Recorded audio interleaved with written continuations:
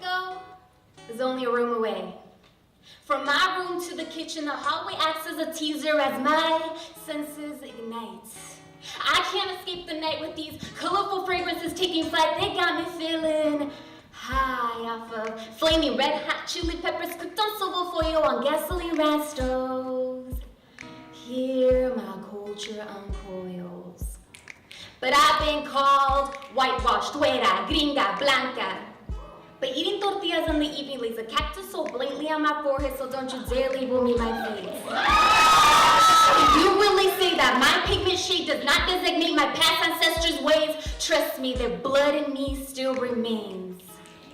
And yes, my skin may burn under the sun, but that don't mean my brown father's son is not my brother. So if you wanna judge, just leave and don't bother. And I warn you to not be deceived by my exterior reflection. It does not imitate my destination, cause I tell you, I've showered with buckets. A plugged-in stove has been my only means to electricity. I've lived with goats, chickens, and horses, but never had a golden retriever. And my spicier than hot sauce attitude has got me testing my Catholic ways as I'm begging for forgiveness, hoping mercy is laid upon my feet. But before God and I meet, I hear a more familiar voice. It's my mama calling me. She says, come, take a seat, cause dinner's ready. But ever since I left home, I no longer see dinner as just a meal, but as a famous piece, the kind white people hang on the walls to bring rugged modern culture into their home. But as I look into this picture, I see that home like that kid in the streets who hustles people for a mere dime, so he's got no shoes on his feet. At least he's not morally dead beat. His heart still beats, holding onto that invisible rope called hope. It's called hope.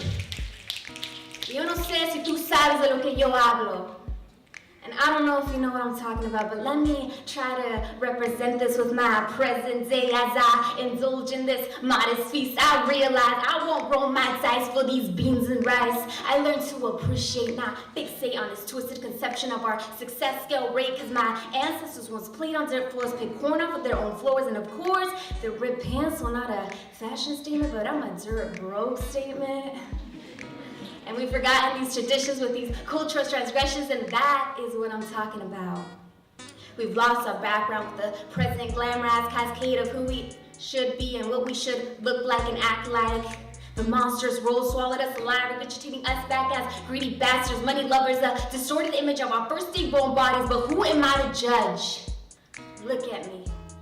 I'm a walking contradiction. I planned out my outfit hoping to receive an approved reaction, and I guess I should speak on behalf of my own actions, because I'll admit, I forget I come from a legal border crossing brown skin.